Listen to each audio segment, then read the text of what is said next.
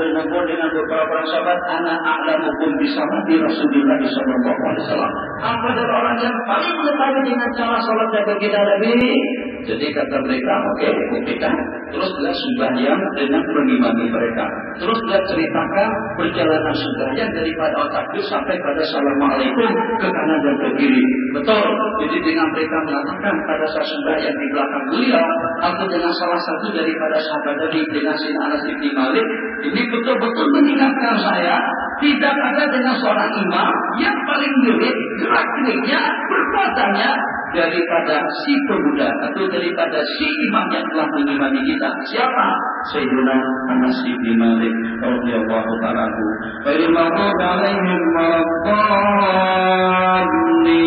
Mengulangi yang lama, sabar dengan tabah sebab lain jamaahnya. Keren, Mahazen. Sini nih yang mutakhadijin, yang balik ke Depok, yang balik ke Padang, yang balik ke Banjar, yang balik kemana? Masya Allah, tabarakallah. Jelas antum nggak pakai sorban, nggak pakai jubah. Istaqimu wa'tadilu. Jangan sampai gara-gara karena rasa segan dan malu dengan makmum dan jamaah yang akhirnya sunnah-sunnah Nabi kita tinggalkan. Ingat, Anda nggak emosi. Kan di kampung kalau cuma punya dengan kulwallahu ahad malam Jumat nanti dibilangin apa kita? Kemana kita tinggalkan sunnah gara-gara karena makmum. Nabi kita pernah membaca Fatihah, kuliah, kulwallahu ahad itu ada salat subuh pada kubusannya. Maghrib diriwayatkan seperti itu. Oke, coba tes masjid pada hari Jumat.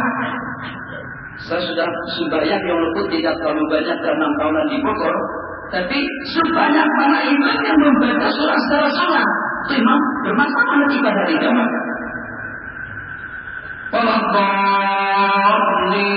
Amin. Entah salat tadi itu, entah salat apa salat entah, bagikan waktu seluas-luasnya. Anda lagi semangatnya. Bismillahirrahmanirrahim. Idza zulzilatil ardu zilzalaha. Nanti kita di Jumat baca surah Al-Jumu'ah dengan surah Al-Munafiqun. Kalau tidak pun nanti kita baca Syafi'is dengan Al-Ata. Di masjid-masjid di seluruh Nusantara ada berapa imam yang membaca Syafi'is dengan Al-Ata secara khusus pada hari Jumat. Satu sunnah kita kumpulkan pada sehingga sama nggak masalah, nggak problem kalau kita laksanakan. Maupun juga tidak pernah problem, apalagi kalau pada itu dengan badan kita bagus dan nyaman. Laksanakan sunnah, tidak ada yang lebih afdal daripada sunnah. Keren memang.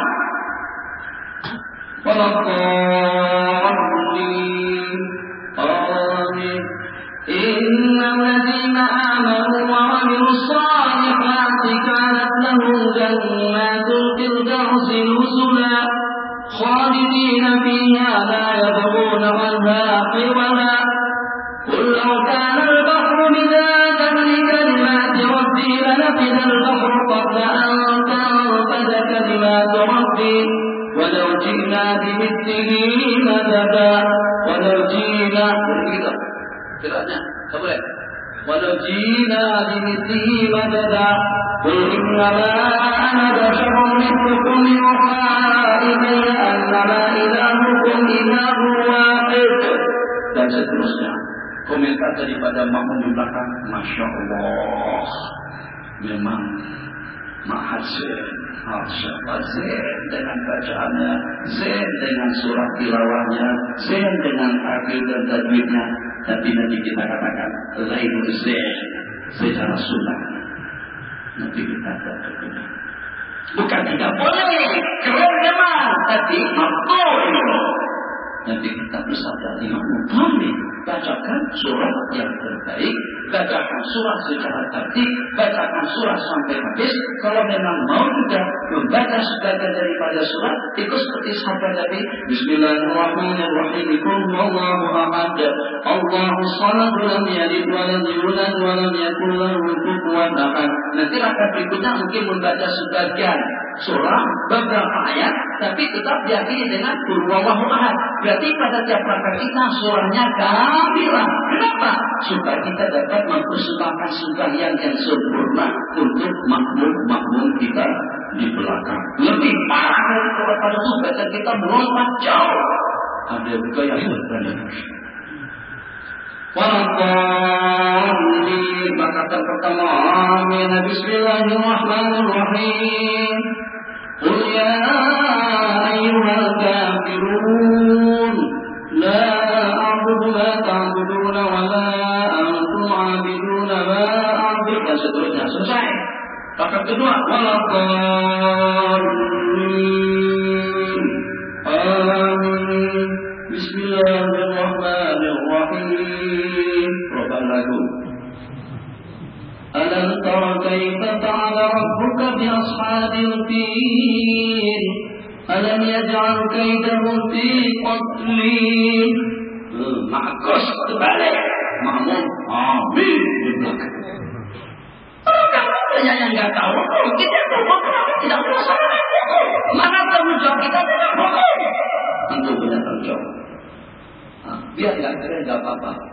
Diomongin, gedean sorbannya daripada bacaan. Enggak memenai dengan sorbannya, enggak memadai dengan jubahnya lebar. Yang dibaca cuma kuliah dengan qul huwallahu ahad. Enggak masalah, tapi bagi kita senang dengan kita. Ada barakatnya di kita. Ada barakatnya dalam kehidupan antum. Ingat, antum punya tanggung jawab seperti itu. Jadi kita di sini sama-sama untuk menzenkan akhlak kita. Zenannya bagus, menzenkan akhlak kita, menzenkan sikap kita, perangai kita, perilaku kita, kehidupan kita, pakaian kita, makan minum kita, segala-galanya. Kita belajar kepada cerita yang kedua.